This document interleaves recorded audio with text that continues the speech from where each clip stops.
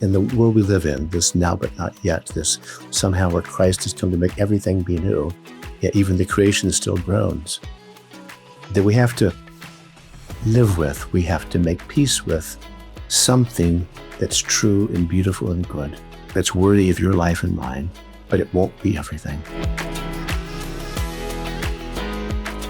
Today we probe what it means to wrestle with the contradictions we all face in our marriages, in our workplaces, our friendships, and our jobs. What does it look like to come close to perfect, but as people of faith, to be okay with being proximate? My guest is author and thinker, sage Steven Garber. Friends, welcome to Nuance.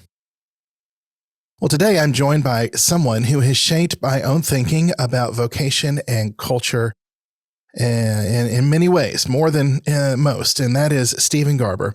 He is author of a new book entitled Hints of Hope, Essays on Making Peace with the Proximate, published by Paraclete Press. Steven has been a teacher of many people in many places, and his work has been a wellspring for those of us who care about having a faithful presence in the world. Steven, welcome back to Nuance. It's very good to see you again, Case Thorp. Thank you. Well, thank you. How is Meg? She still loves me, so that's a great gift to me in my life. Yeah. And y'all recently moved. I saw this on Facebook. After 35 years in Washington, D.C., we moved to Charlottesville, Virginia last summer. So it's about 2 hours south of D.C. We had 3 of our children go to the University of Virginia. And so we knew the city very well over many, many years.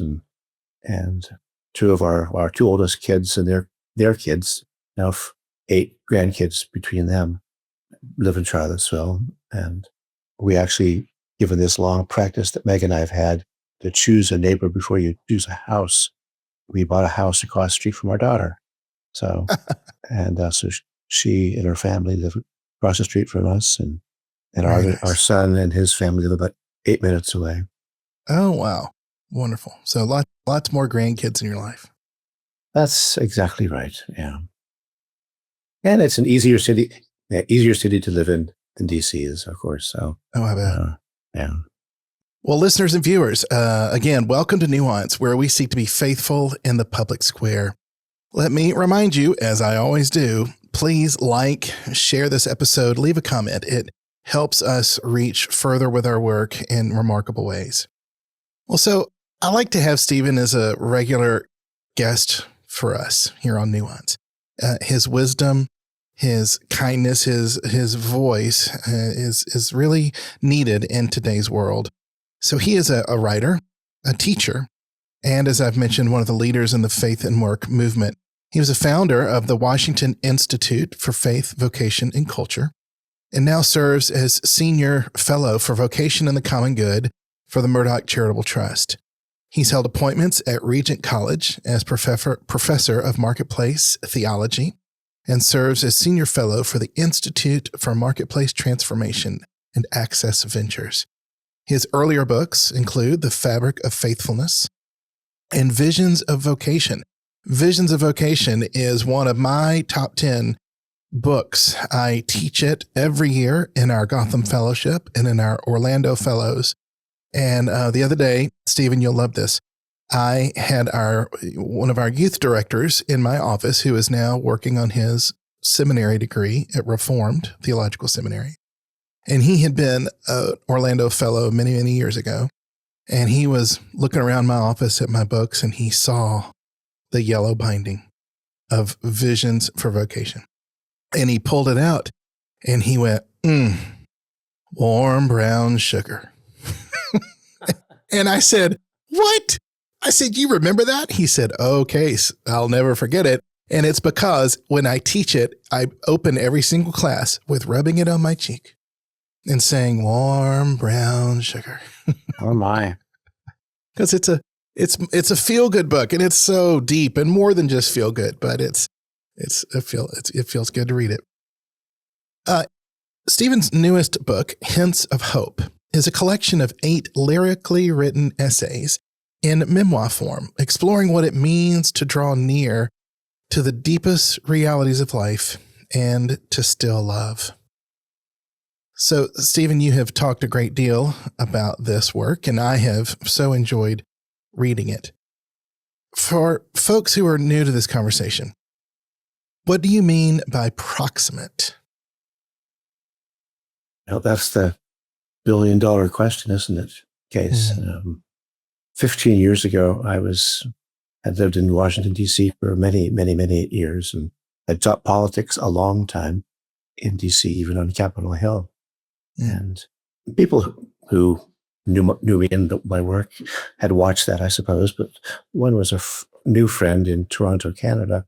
He was South African, had been part of the Truth and Reconciliation Commission in South Africa after apartheid, and had moved first to Vancouver to study at Regent College and then moved to Toronto. And he was editing a journal or a magazine called Comment.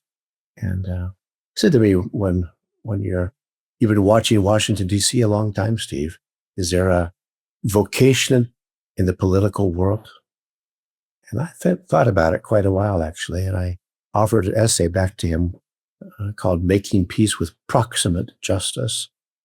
And what I was arguing was that if you're going to stay in a messy city like Washington for more than a few months and decide to try to actually work at things that matter over the long haul, you'd have to be willing to make peace with doing something that's more true and right and real and honest and good. But you'd never get everything. And you could pick your question of whether it's immigration reform or tax reform or U.S.-Israel relations. You could pick the problem that has to be addressed. But if you imagine that because you're so smart and you're so well-resourced and you know everybody, that you'll get it done because you always get things done, that's just who you are.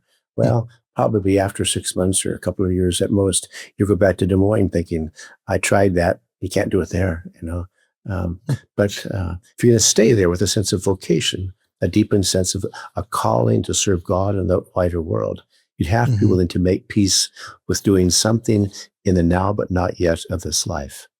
I think you get to the answer of my next question, but you frame it as making peace with the proximate. There's an assumption of conflict. Yeah. Why those words? Why making peace? No, that's very good question, Case. Well, you're married and I'm married too.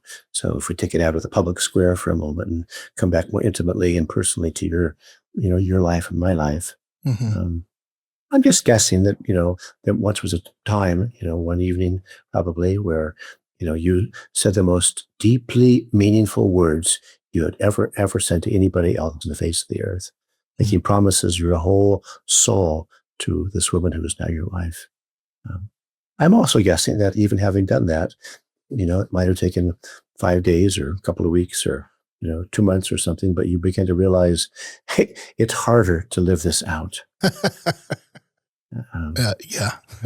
And so even though I promised everything to her, I had no idea how hard it would be to actually be an honest and good husband. So all I'm saying, Case, is that in the world we live in, this now but not yet, this somehow where Christ has come to make everything be new, yet even the creation still groans, that we have to live with, we have to make peace with something that's true and beautiful and good, that's worthy of your life and mine, but it won't be everything. The now and not yet concept in the Bible and in theology is one that lights me up. For somebody that may not have heard that phrase before, what do you mean by that? Yeah. Well, we could look at many places, of course, but think with me about Romans 6, 7, and 8 as, some of the best windows into the reality of this. Here is the Apostle Paul, who's as serious about God as anyone in history, and written about it as well as anybody in history has ever written about who God is and who we are and what the work of Christ means. Book of Romans, of course, is there no better book, I'm sure, that sets forth, it looks like this, it looks like this. This is who God is. This is the nature of salvation. This is who we are. Then, of course, it moves from chapter 1, 2 to 3 to 4 to 5 to 6 to 7 and 8. And especially 6, 7, and 8 are wrestling with our wrestling. You have the Apostle Paul saying, well, I know, and yet, I want, and yet, I'm aware of, I wish I hope I would, but, and yet. And so I think what the theologians are getting at when they describe this as an already but not yet type of history is we are saying, well, we do confess to believe with the apostles and the church over the centuries that Christ has come. He's made his salvation relevant and meaningful and has offered it by the graces of amazing grace. It is true. And yet we all live day by day thinking, but why did I do that today then? Why did I think that way? Why did I make a choice like that today then? If in fact I have been made new, if Christ has made me be, why aren't I completely new then? So the now but the not yet gets at that. And I think, again, that language which I've already referred to in Romans 8, that even the creation groans, because it too, it senses that in fact, well, someday, it'll all be new. It'll be a new heaven and a new earth. We live for that in our deepest being. And yet right now, we look around us, whether you can look at it in the city of Orlando, in the state of Florida, or America, or the world at large, you think, well, that can't be quite right. Or even you think sometimes the earth itself almost seems to vomit back at us and thinking, you can't do this to me. So we're aware, if we think about it more carefully, that in fact, even the world around us isn't the way it's supposed to be. So true. I find in the pastoral sense, particularly new believers get so excited and understandably and appropriately for their salvation. And then the brokenness of life still is there. It still is there. And they know the answer in Christ. They know the future reality to come, but we have to still endure and live in this world. And that's the point of the book. Yeah. Now, you chose the memoir format, and I've shared this with you before, but for our listeners and viewers to know, I have finished a manuscript, and I have a writing coach, not a ghostwriter, but a coach who encourages me and helps me edit and think through my logic, which I need help with.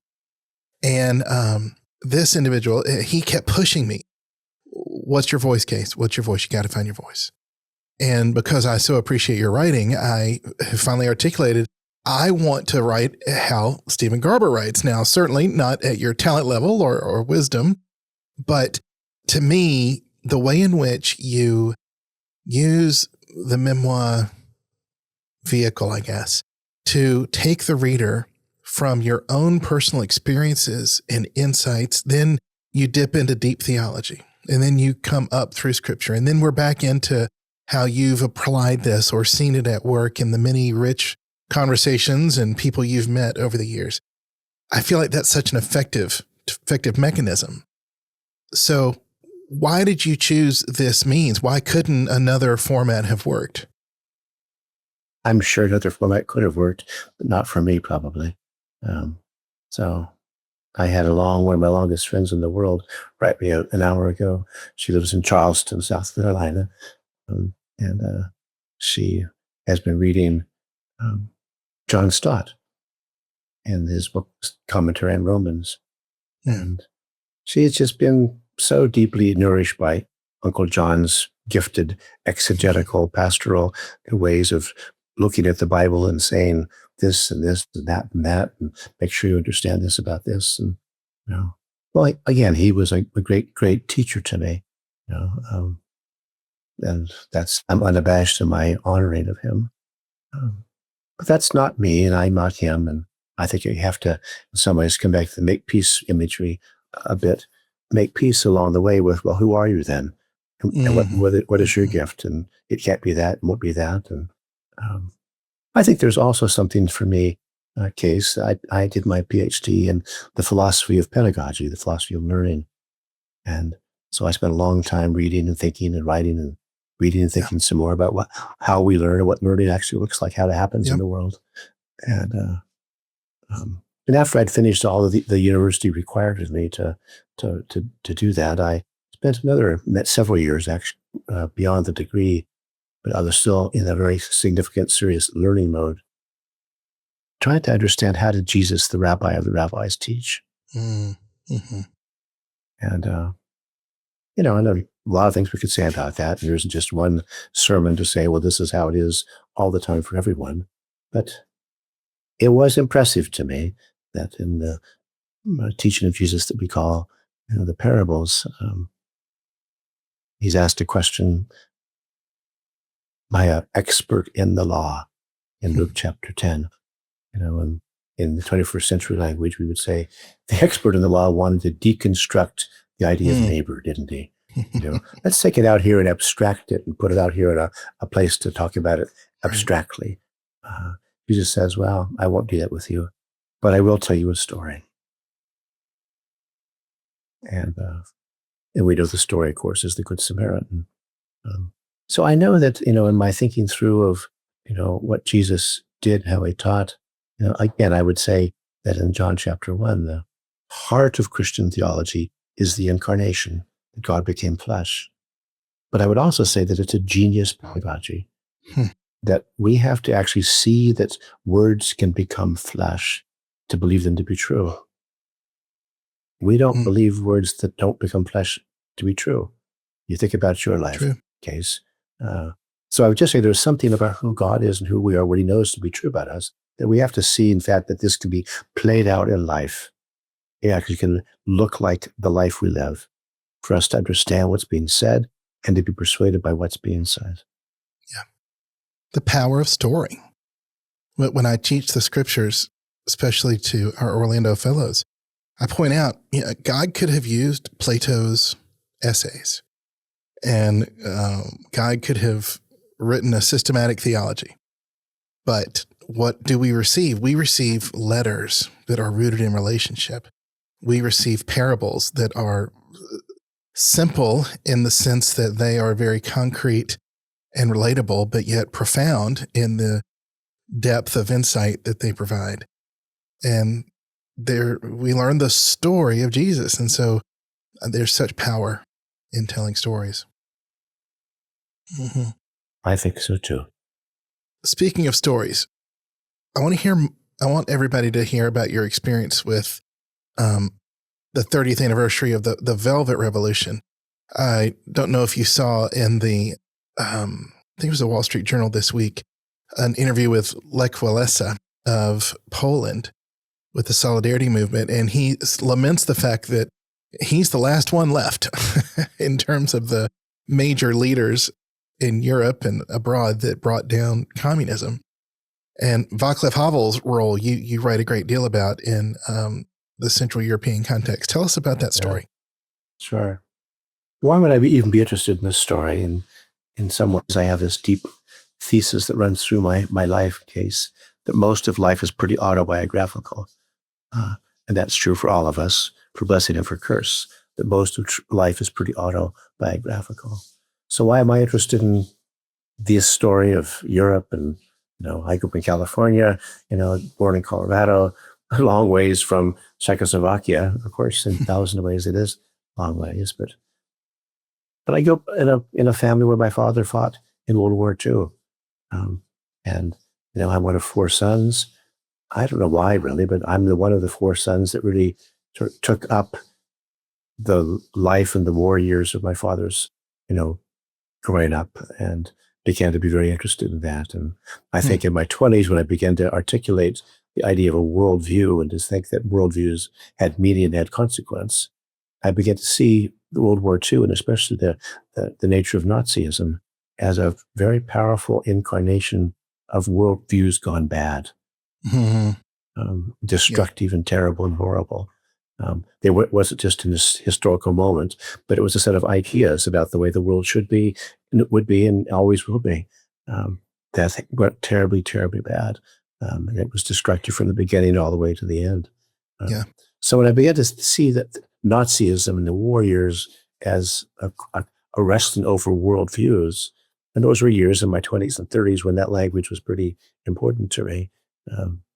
my wife and I had this little joke between us when the years of having little kids in the house and before we had streaming possibilities with, all over the universe. And you had to go to the local video store to get a movie to watch after the kids were in bed. And after that happens, sometimes on a Saturday night, and we think, well, could we? Can we? Shall we? And I'd go off and she said, well, just make sure, Steve, don't bring back another Nazi film with German subtitles.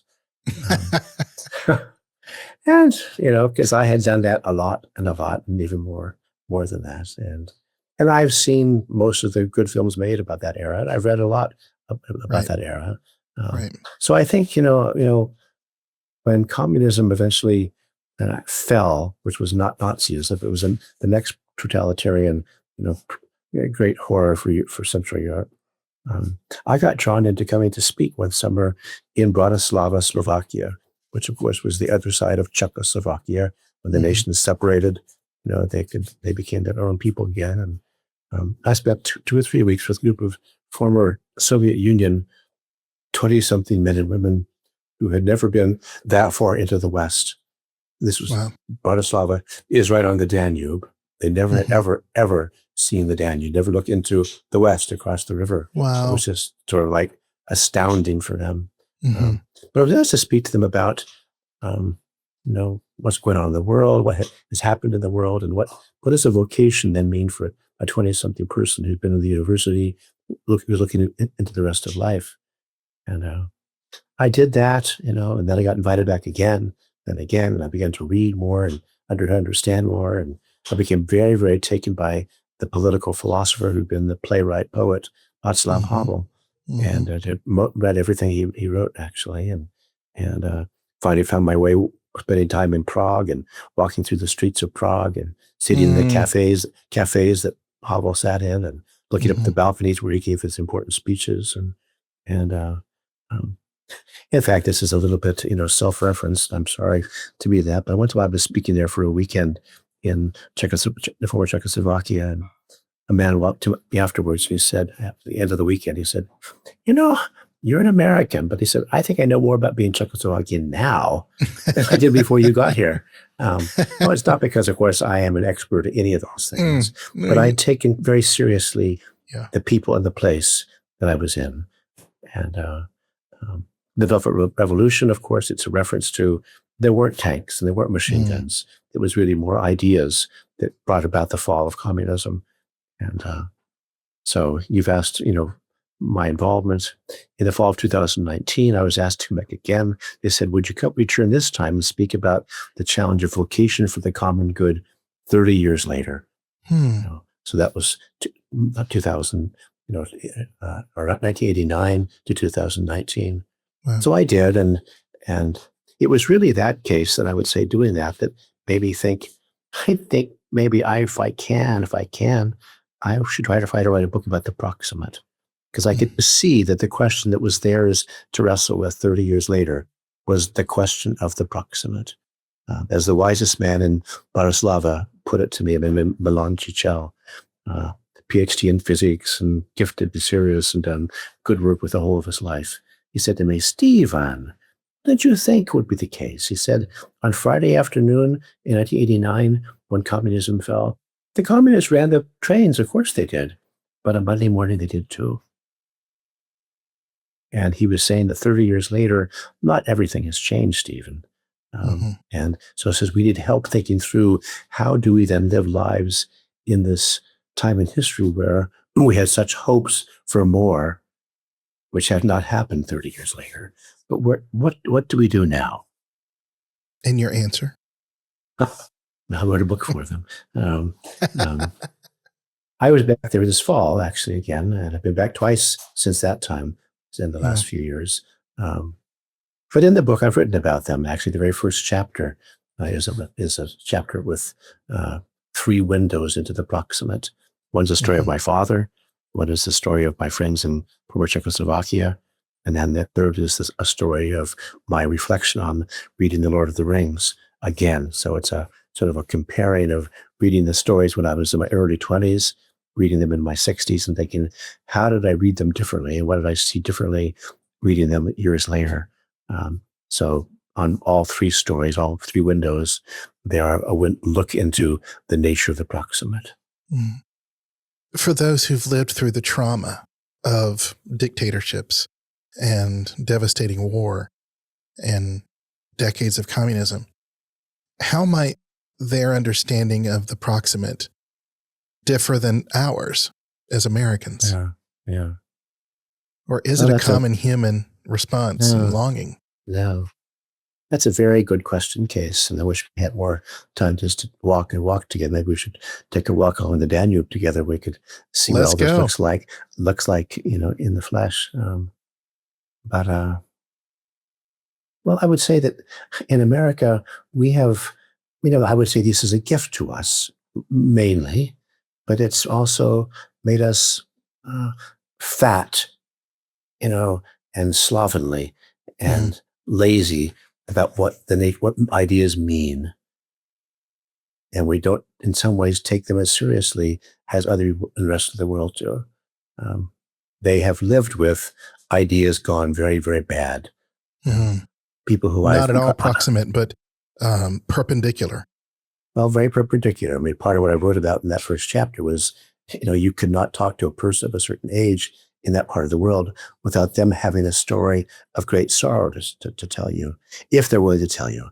Not everybody has the willingness to do that, but if you take to know somebody well enough, they too have a story. You think, oh, Jesus, this is a terrible thing to have to hear with my heart, because you know the sorrow and the grief and the weight that they bear because, as I'll just give you an example. My father was taken away when I was 14.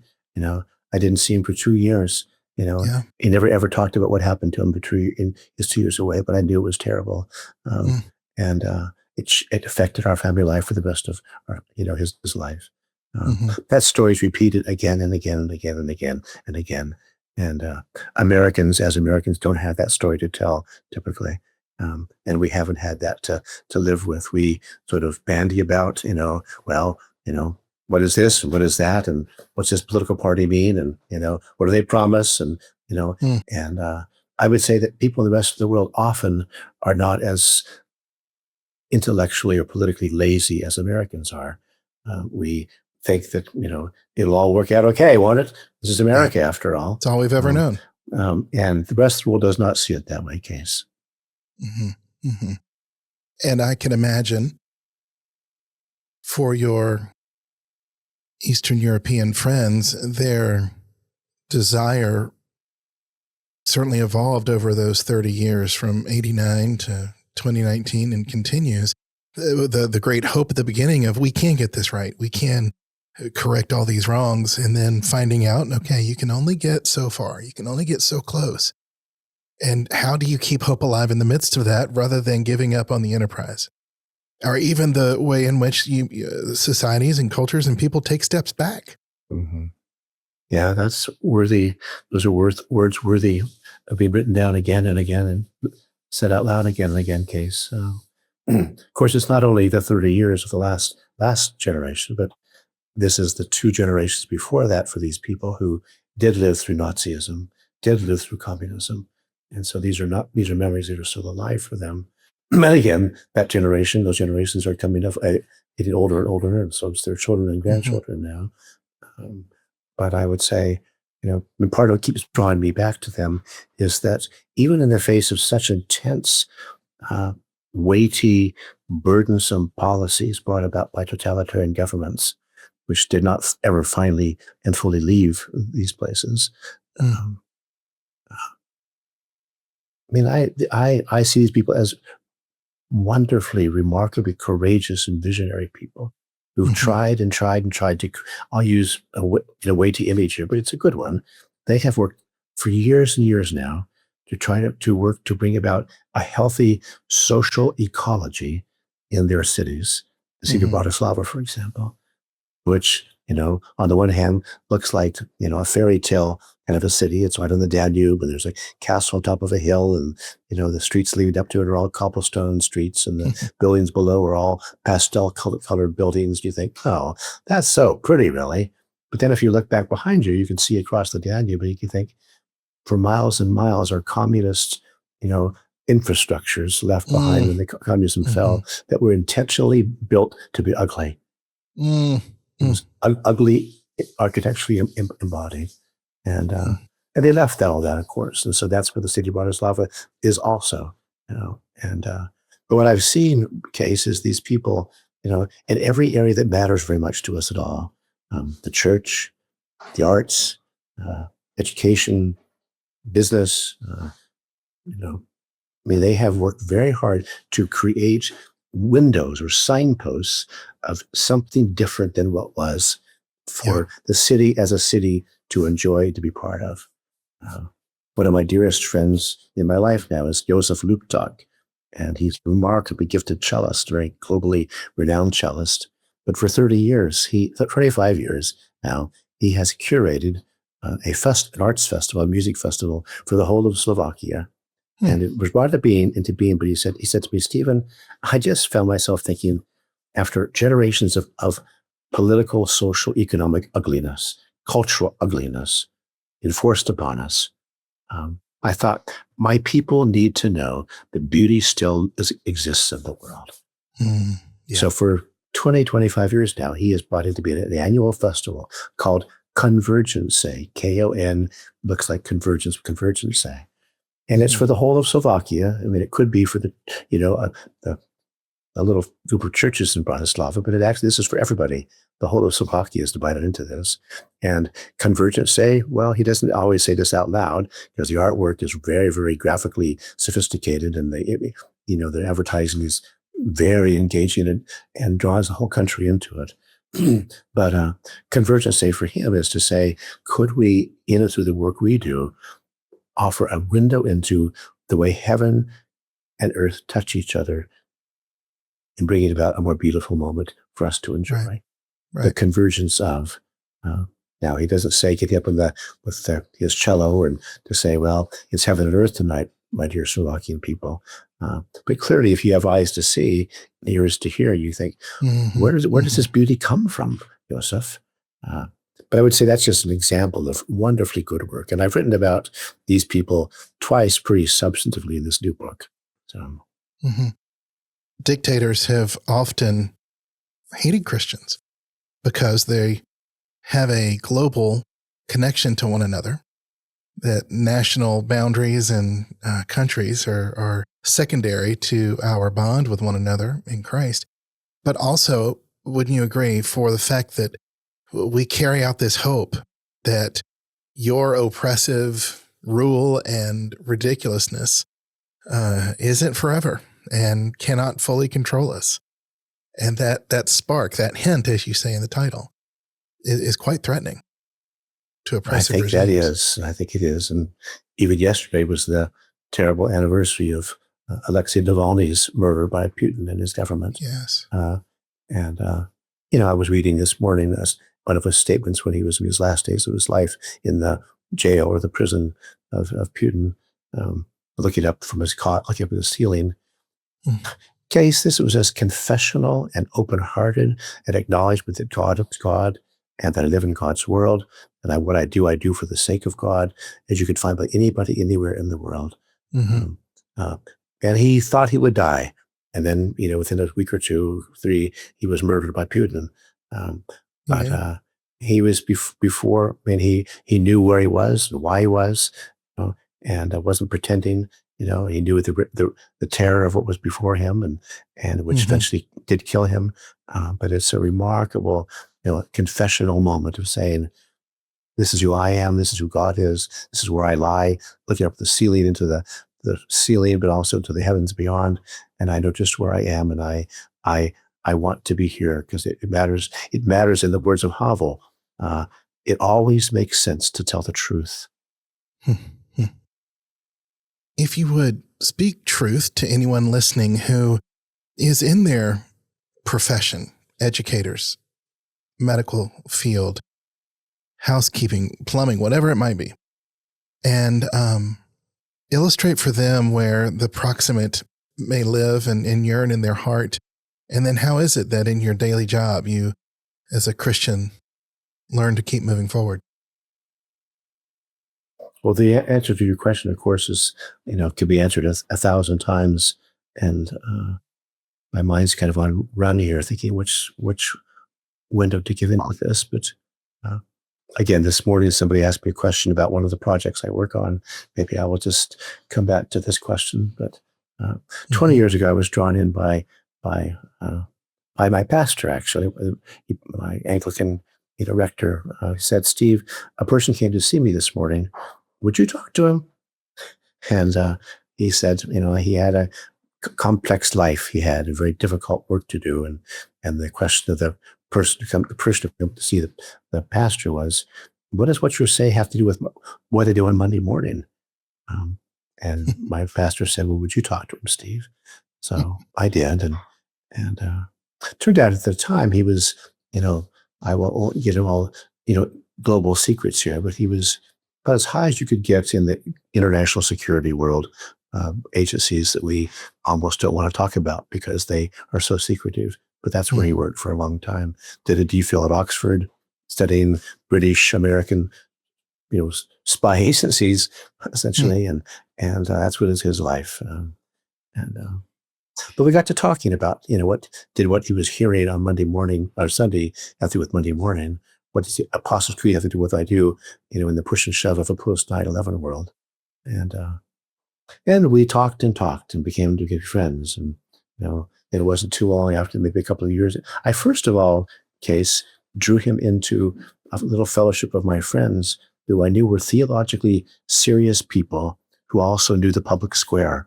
So since Nuance is about public square life, I'll just say this. I drew a collection of some of my close compadres whose theological instincts I trusted, but who had long lives in the public square. And I wanted them to come around him, but my new friend, and to say, what you're wrestling with, is not new. Let's talk about how the church for 2,000 years has worked its way through these questions. We spent a lot of time on Augustine in the City of God and walked our way all the way through the centuries up into the, the modern world. And his response to us as he walked away that first day was, "Thank you for taking my vocation seriously. It's never, ever happened before." Wow. Oh, my. But within another year or two, he left that agency and began working for the Mars family, the Mars Corporation, which makes M&Ms and a lot of other things in the world. We kept talking and kept talking and kept talking. And Mars is a 100-year-old company. We know M&Ms and Dev ice cream bars maybe, but they also make probably most of the dog and cat food that your dogs and cats eat. Oh, well, I pay their light bill then. Yeah, you do. And they sell about $45 billion a year worth of products around the world. But a question had been asked by one of the owners of the Mars Corporation, one of the siblings who owned the whole company, what is the right level of profit for us as a company? Now, that may seem like a question from Mars, more than planet in the solar system than, anything else. You think, well, isn't that an obvious, why we even asked that question? Isn't the obvious question and the answer all the money you possibly could make? And sometimes if Christians are answering the question, they say, well, I'll screw you, make all I can make, and then I'll tithe what I, don't think I need, to the first, church or whatever it is in Orlando. But this was a question saying something different. And I was asked to meet with two executives to answer this question. And anyway, Grace, it's 20 years of history now, but we talked and talked and talked and talked that morning. Finally decided to name our breakfast conversation within a few months, the Economics of Mutuality. Economics of Mutuality. I would say substantively, it is a surprisingly serious effort to rethink the business of business, the world. Yes. And I really have grown to appreciate their resources. Yeah. I'll put them in the show notes for anyone interested, but they produce some great stuff. And, if you think about what a Mars family is looking for, it isn't in the business of getting situated to sell next year. It isn't a morally bad thing to choose to do. I would not put it that way. But if you're family owned and privately held, you actually have a different question. You want to keep making money over the long haul. You want to sustain profitability. And So that's what it works at. And it's now moved from Washington, D.C., and the large headquarters there, to Geneva, Switzerland.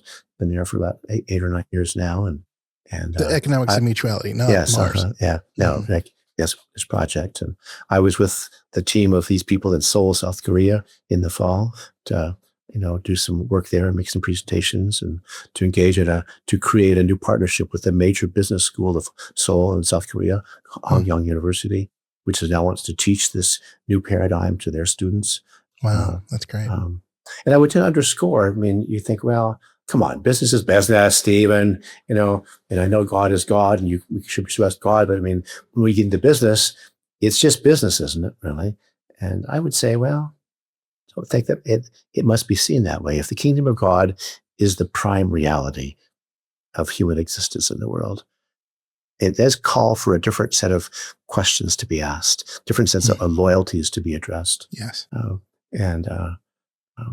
So I would say that, there's nothing parochial about the project. It isn't as if somehow, there's a little, not this would be a bad thing to do, but there is not any quoting of a Bible verse on your little bag of M&Ms. It isn't there because the Mars family doesn't see the world that way, from all I can understand. But there's a conscience, maybe an unusual conscience, asking harder questions, more complex questions, like what's the right level of profit? How much money should we make this year? Right. And if you're really going to rethink the business of business, and if you understand that to do that, you have to be willing to acknowledge a more complex bottom line than simply have you made the most money you possibly can make. Right. Then the other things are going to become important to you.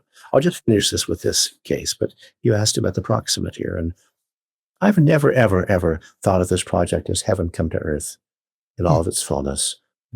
Somehow if we get the numbers right this year, we get the right paper argued for, we get the right, person we talk to, then somehow, the kingdom of God will come in all of its fullness here and now. I've never, ever saw it that way. I have seen it, though, as could we work our tails off to create a signpost of the way business could be done in the world, maybe the way business should be done in the world. And I'm content with that, to work for a signpost, something proximate.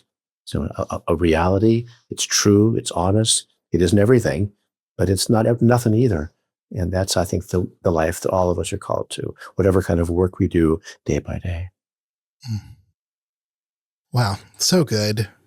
These kind of conversations, I never want to end, and I'm sure those listening in feel the same. Well, we're going to pause here and pick up next week as Stephen and I continue to look at our public life together in politics, the marketplace, the church, and where the Proximate plays a role in that.